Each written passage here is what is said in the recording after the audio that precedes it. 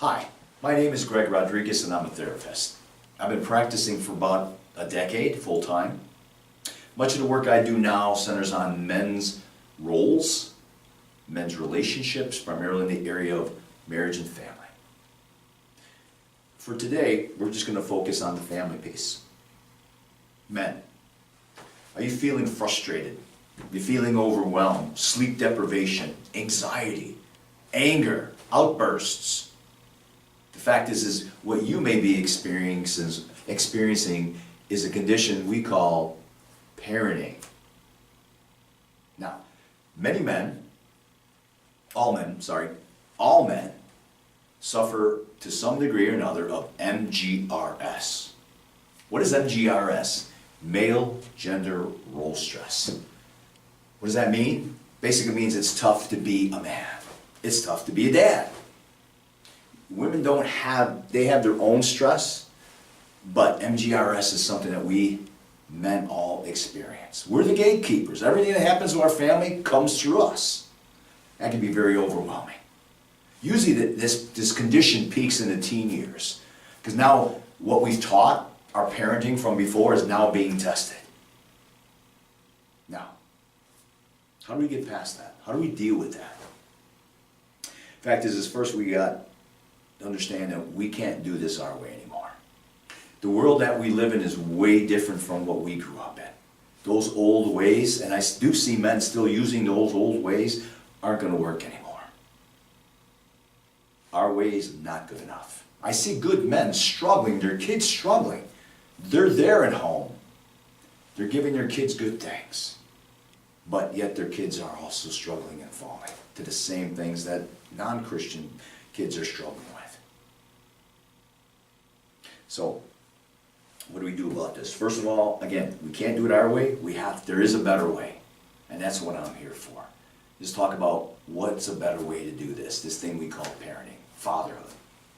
Men, first of all, we have to embrace that this is our most important job. Fatherhood is our most important job, second only to our marriage.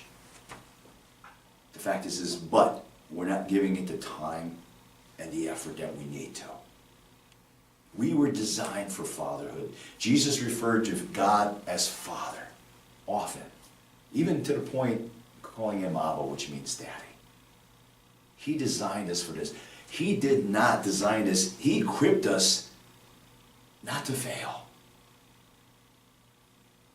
But the fact is we're not doing our part. God has a standard. He has a goal. The goal is his kingdom, to get you and your family to heaven. Is that what you're shooting for? Is that how you're fathering and parenting? The fact is we have to have a vision. How many people here have seen the movie Courageous? In the movie Courageous, the lead character at the end of the movie gives his vision for fatherhood. Very, very emotional and just an awesome scene. If you haven't seen it, I encourage you to go on YouTube and you can just click on the ending of that movie. He didn't start out that way. He was a good man, but the fact is in the movie you could see he was there, but he wasn't present. His son would walk by and there wouldn't be a word between them.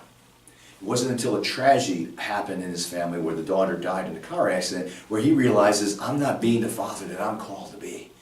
He turned it around, he got himself involved with other men, and the fact is he turned it around. Now, in Psalm 28:19, it says, where there is no vision, my people will perish. The fact is he had a vision. God has a vision. I want to share that vision with you, that there is a better way. Now, it starts with a knowledge and understanding of three things. One is your job description. As I said, this is the most important job you have. The job that you go outside and work at, that's not your job. That's not your purpose. That's a vehicle to lead your family, to help you lead and provide. So, the fact is your job as a father is your purpose and deserves everything you got.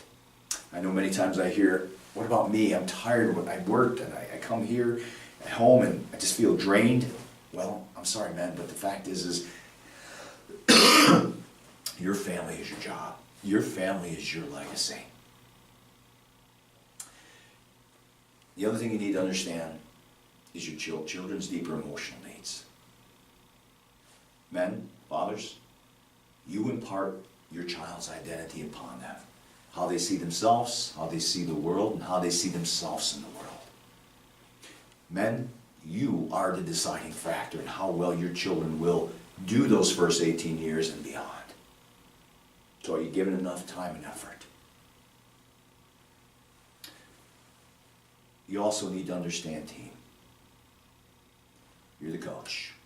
You're the captain. Fact is, but a lot of times we don't use our wives in a way as a helpmate. We need to be working together.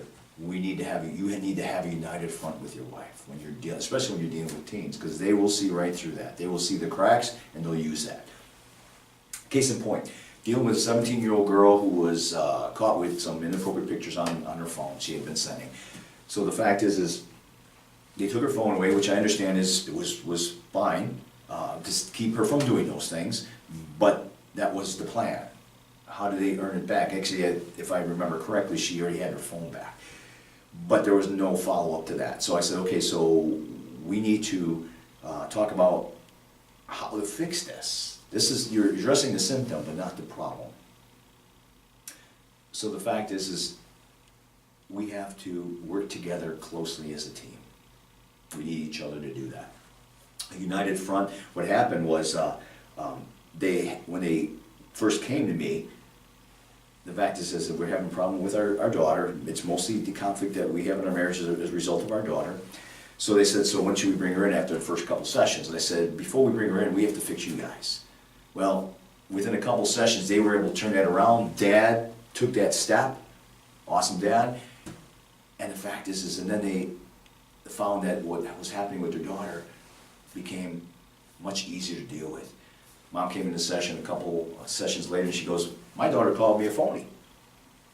And she asked, I said, did you ask her why? And she said, yeah. She says, you know what, because you never dealt with Dad this way before. So she saw this united front and the issues became more manageable for this couple.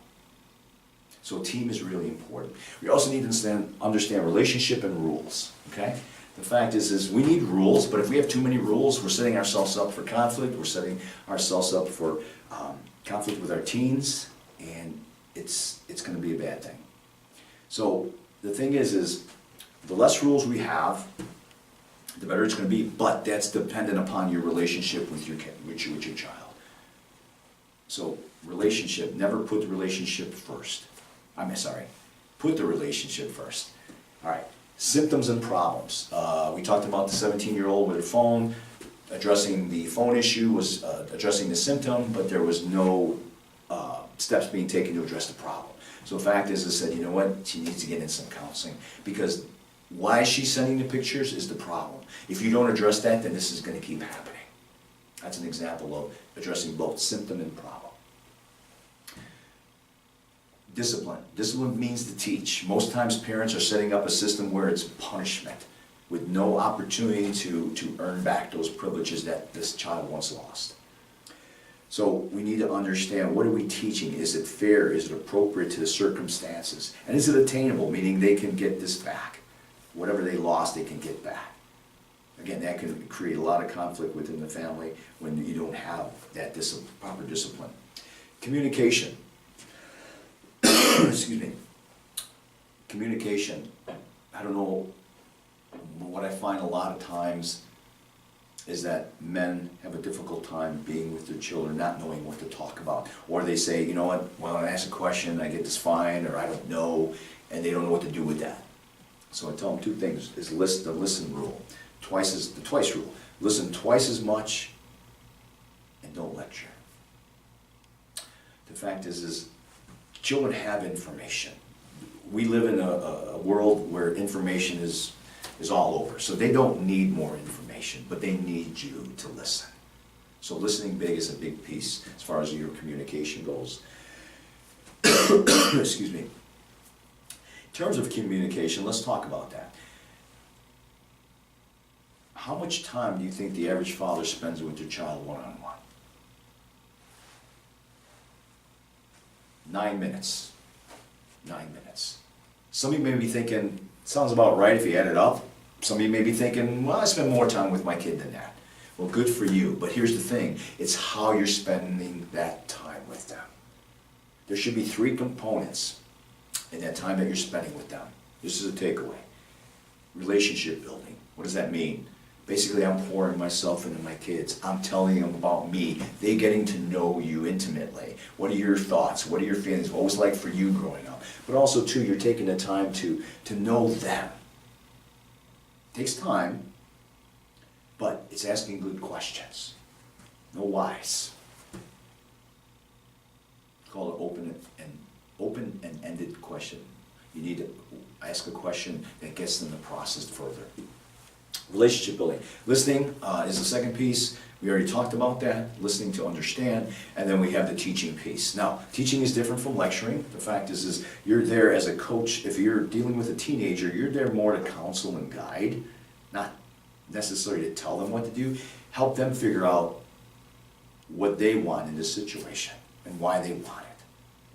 Because right now, if like I said, if they're a teenager, they're basing these things, they know the values and the morals and the beliefs that you set up, that's what they're gonna, that's where you need them to get to go to make this decision. So those are the three things that your communication should have. And then the final piece is spiritual leadership. As again, I said earlier, can't do this our way. This is to lead God's way. We need, in order to lead God's way, we need to know His way. Jesus is the model. Servant leadership.